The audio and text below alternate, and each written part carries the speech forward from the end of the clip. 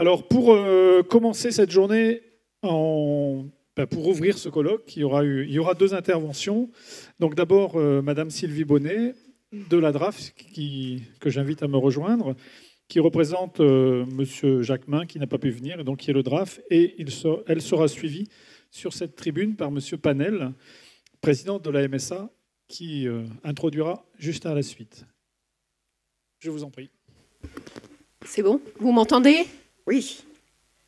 Donc, je suis donc Sylvie Bonnet, donc chef du service régional de l'alimentation à la DRAF.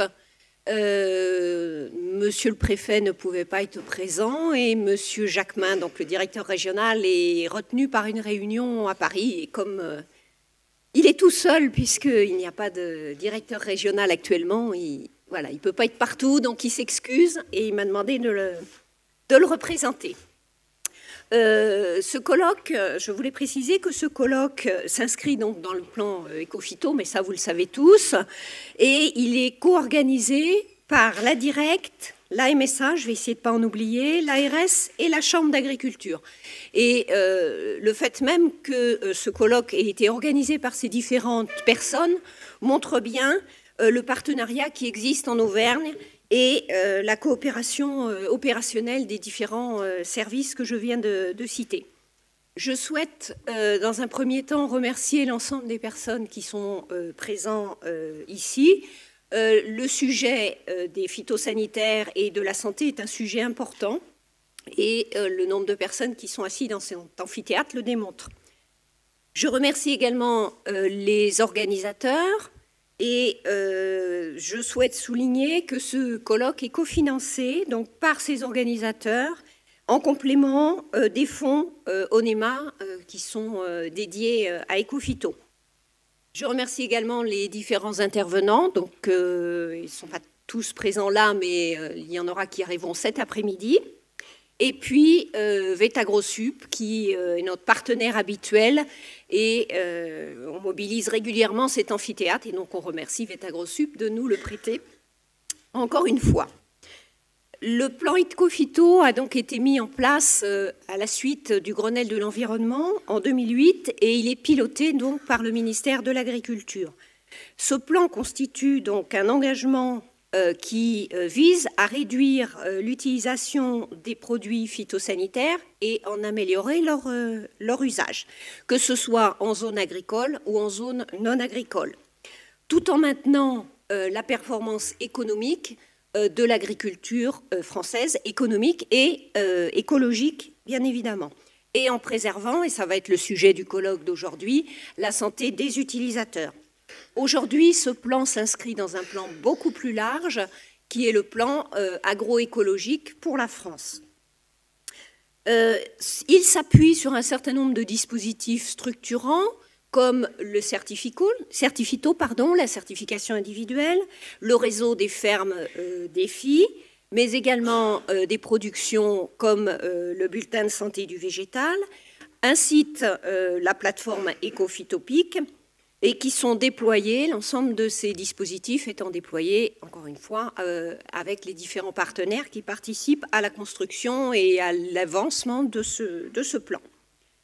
Aujourd'hui, ce plan a été renforcé par la loi d'avenir qui a été adoptée donc, en octobre 2014 et il évolue largement puisque une nouvelle version a été annoncé en comité national d'orientation et de suivi de janvier 2015.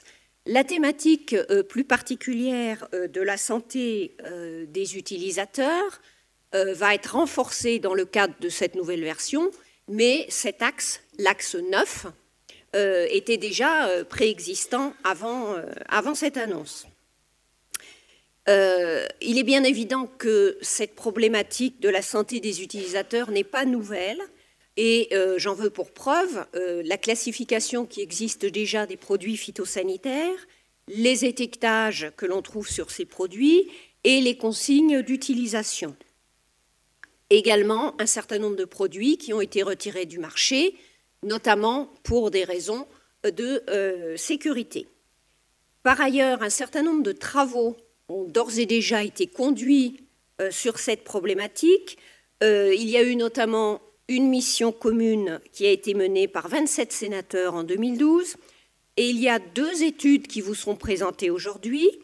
Une étude menée par l'INSERM, l'Institut national de la santé et de la recherche médicale, qui s'appelle « Pesticides, effets sur la santé ». Vous aviez un petit fascicule à l'entrée qui permettra de vous donner des éléments complémentaires. Et puis une deuxième étude qui s'appelle « Agrican, agriculture et cancer », qui vous sera également présentée cet après-midi. Au niveau régional, cette action, l'axe 9, est déployée depuis l'automne 2014 et a permis d'initier un certain nombre de partenariats sur ce sujet-là et de renforcer les partenariats qui étaient préexistants. Cet axe permet également de connecter les actions d'Ecophyto avec un certain nombre de plans qui existent par ailleurs sur la santé, comme le plan cancer, le plan régional santé au travail, le plan régional santé-environnement et bien évidemment le plan Ecophyto. Concrètement, nous déclinons, nous, en région Auvergne, cet axe-là aujourd'hui par la mise en place donc, de ce colloque auquel vous participez et par l'élaboration d'un kit de communication, petit bonhomme, qui sera placé chez les distributeurs et dont on vous reparlera en fin de journée. Alors on sait que le sujet des produits phytosanitaires et de la santé est souvent sujet à controverse. C'est pour ça qu'il nous a paru important d'organiser ce colloque, pour partager les connaissances existantes, pour connaître les dispositifs de surveillance, un certain nombre de dispositifs de surveillance qui sont déjà existants, pour échanger également sur les différentes mesures qui sont mises en place. Donc ce sont un petit peu tous les points qui seront abordés aujourd'hui.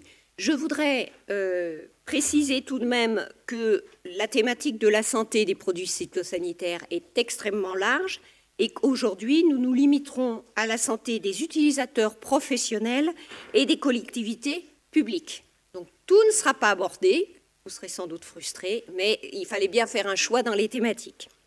Donc j'espère que les échanges seront fructueux, qu'il y aura un travail et que ce colloque pourra nous permettre ensuite de décliner un certain nombre d'actions concrètes dans le but d'améliorer évidemment les conditions d'usage de ces produits phytosanitaires. Je vous souhaite un bon colloque et une bonne journée.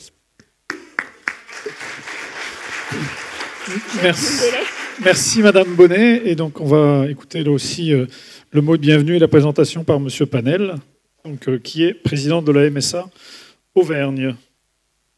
Vous avez droit à une étiquette. En plus, merci.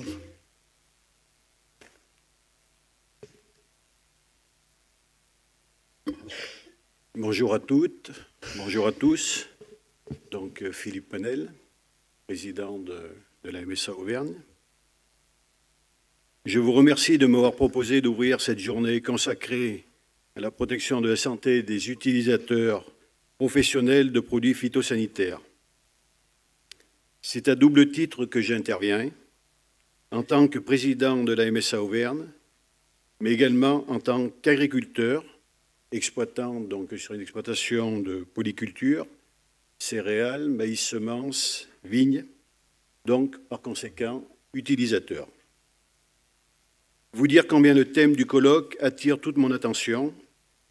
En effet, les phytosanitaires font débat dans notre société et posent beaucoup d'interrogations chez les agriculteurs utilisateurs et également les consommateurs.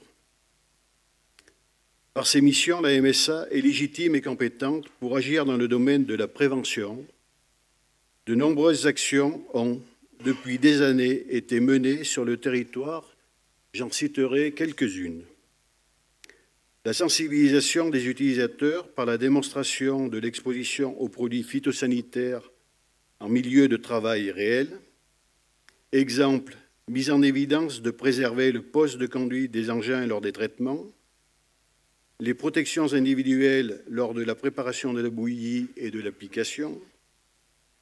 Des études scientifiques sur l'exposition, exposition aiguë, par l'intermédiaire du réseau Phytatitude, et des expositions chroniques, enquête Agrican, Les derniers résultats de ces études vous seront exposés en détail au cours de cette journée. La réalisation d'actions de prévention auprès des utilisateurs, parfois en partenariat avec d'autres organismes du monde agricole. Je citerai la participation des conseillers en prévention et des médecins du travail du service santé-sécurité au travail de la MSA Auvergne, aux formations des formateurs certificaux sur le volet prévention, mais également la formation des utilisateurs du PH3 dans le cadre de la lutte des campagnols terrestres ou des rats-aux-pieds, information donnée aux agriculteurs qui viennent faire vérifier leurs pulvérisateurs sur la santé et la sécurité lors de l'utilisation des produits phytosanitaires. Le partenariat est étendu sur toute la région Auvergne à travers des structures GIE Pulvé et Fédération des Cubas. Par ailleurs, un travail de fond est réalisé depuis des années auprès des élèves scolarisés dans les lycées professionnels agricoles de la région Auvergne, afin de les initier aux bons gestes quant à l'utilisation en sécurité des produits de traitement phytopharmaceutiques. Je tiens à vous dire combien je suis sensible et satisfait de constater que beaucoup de structures et d'intervenants se préoccupent de la santé des utilisateurs de phyto.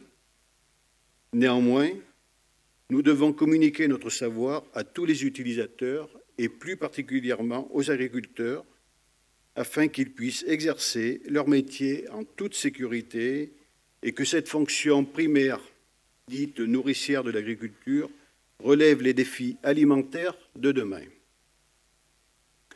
Enfin, je voudrais vous faire part, donc, en tant qu'agriculteur, de mes pratiques, de mon expérience en matière donc, de traitement phytosanitaire.